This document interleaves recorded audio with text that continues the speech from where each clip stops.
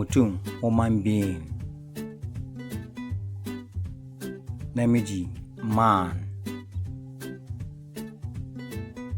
Mace, woman. Yaro, boy. Yarinya, girl. Dangi, relatives. Zuriya, descendants. Iyaye, parents. Uba, father. Uwa, mother. Ɗan uwa, brother. ‘Yar uwa, sister. Wa, elder brother. Yaya, elder sister. Ƙane, younger brother. Ƙanwa, younger sister. Auta, youngest brother or youngest sister. Ɗan uba, half brother. ‘Yar uba, half sister. Agola, stepchild. ‘Yan uwa, brother and sister. Baffa, paternal uncle. Kawu, maternal uncle. Baba, paternal aunt. Inna, mother. Goggo, father's wife. Baba da mama, father and mother. Family of one's own marriage. Miji da mata, husband and wife.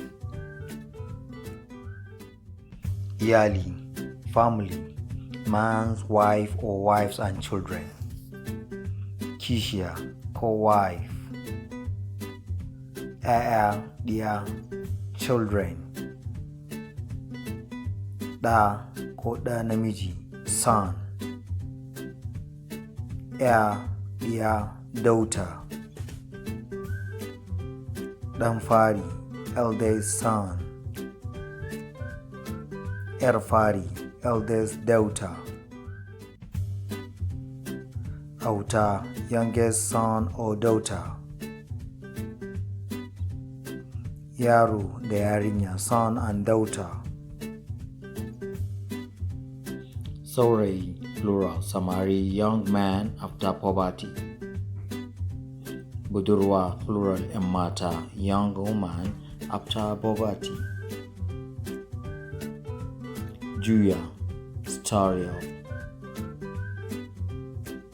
Grandparent and grandchildren. Kaka, grandfather. Kaka, grandmother. Kakanni, grandparents.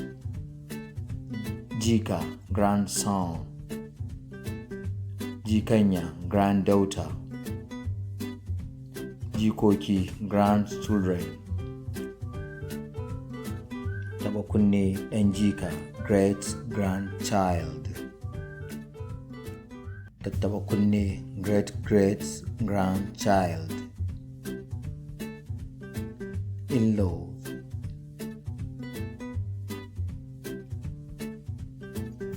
Surukai, in-laws. Suruki, male in-law. Surukai, surukuwa, female in-law. Ango, groom. Amarya, bride.